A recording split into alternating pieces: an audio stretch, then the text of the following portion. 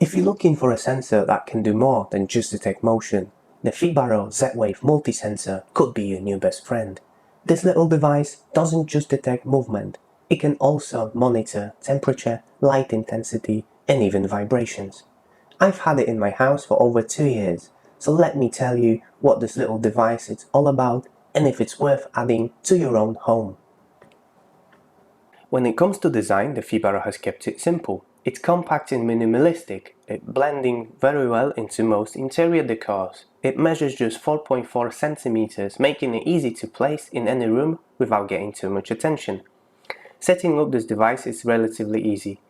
All you have to do is remove this back cover by twisting each side in the opposite direction and then inserting the battery.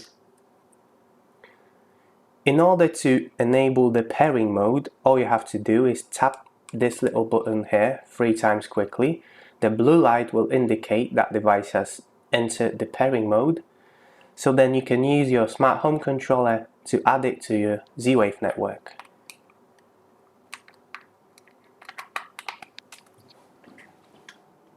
Once your device is added to your smart home system, there are a couple of parameters that you can change to improve how the device operates, as well as the battery lifetime. The most important parameter is the motion detection sensitivity. The lower the value, the more sensitive the device will be when detecting motion, which means, as a result, the less movement will be required for it to be triggered, so it should respond a little bit faster. And as you can see, I keep mine at lowest settings because it doesn't seem to be affecting the battery lifetime.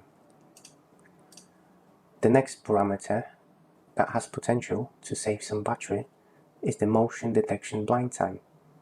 It's basically a time when the device becomes insensitive to motion after the last detection.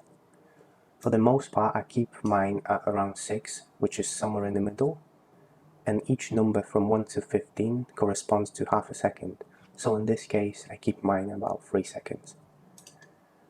The next parameter worth mentioning is the light intensity report. So the motion sensor will keep reports of the light intensity in the room where it's being installed, and it will report that back to the main hub.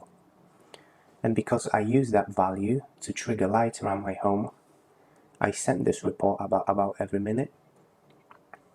And I have experimented for a while with sending this report every minute, every 15 minutes, every half an hour, and it doesn't seem to be affecting battery lifetime, so I prefer to have this update quite often. The next parameter worth mentioning is the temperature report threshold.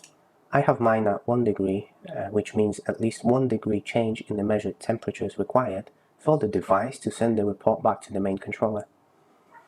The temperature interval is very similar, however it's time-based rather than value-based, so report is being sent regardless every 15 minutes. Finally, we have the temperature offset, which means the value to be added or taken away from the actual sensor reading. In my case, I need to take away 2 degrees, and I believe this is because of the heat the device generates or the location of the installation. Based on those settings, the battery lasts anywhere from 9 to 12 months, depending on the location of the sensor and how often it's being triggered. It's quite possible to extend that even further, but I have been experimenting with those settings for quite a long time and I'm happy with how long the battery lasts and the performance of the device.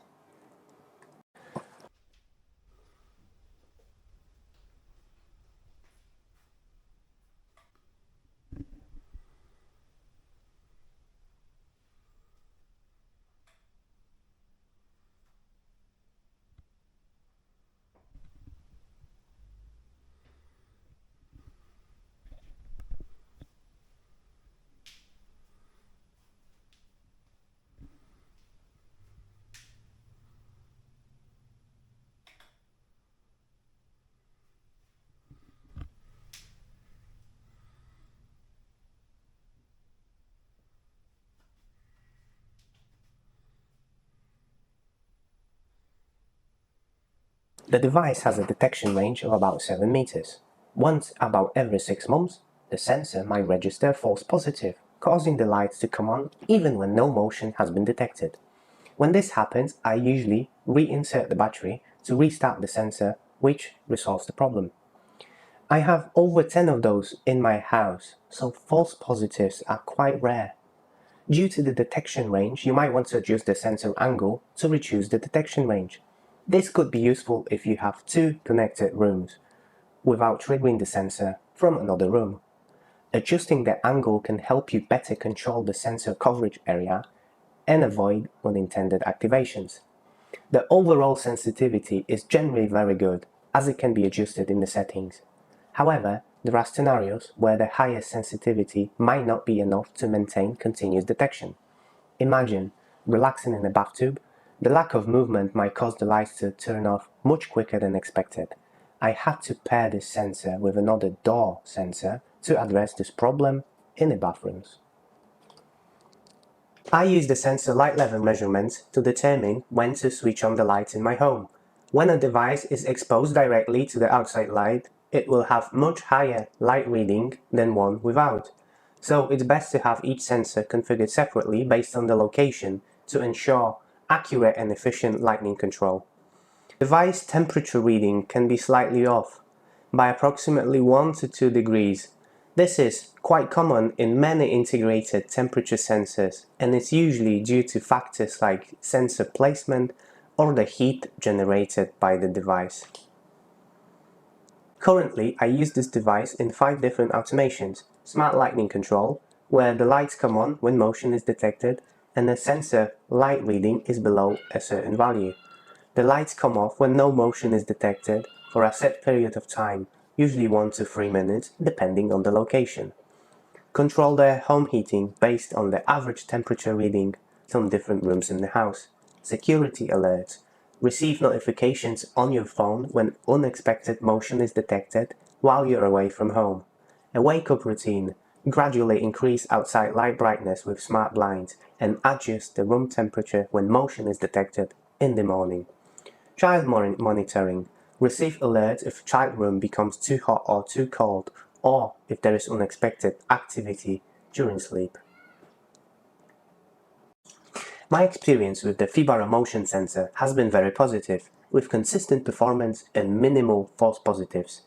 I have over 10 of them in my home, and they still work very well after 2 years of continuous use. The battery life has also been great, typically lasting around 9 months, with my settings that could be further optimized. The accuracy of its different measurements has been reliable for both security and home automation. I highly recommend the Fibaro Motion Sensor for those looking to enhance their home automation setup.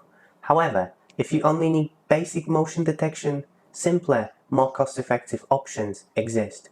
Also, consider whether this device is compatible with your current or planned smart home ecosystem.